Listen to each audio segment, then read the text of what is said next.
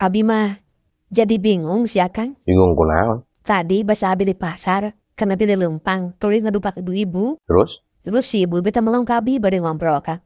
Hati-hati dong, kalau jalan itu pakai mata. Beh mana bingung nanya? Ya bingung atuh Kang. Kan saat abi mah lempang mah make suku dan make mata. So, ngerti? Nya. Lempang mah kusuku dan kupanon. Ari eta nyai. Si ibu-ibu eta lempangna kupanon kusuku. Justru eta Kang, lempangna ku suku dan ku panon. Nya. Kan bingung. Bingung ya, bener. Wah iya mah kudu ditanyakeun nya. Tanyakeun ka Ustad. Ieu mah soalna asup kana bab akidah ieu mah. Oh gitu Kang, bahaya tuh ya. Nya, akidah ieu mah.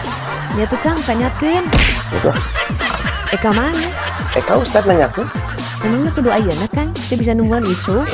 Kudu ayeuna tuh ngarah bener. Bisi kapopohokeun gitu. Ya. Oh nya tuh.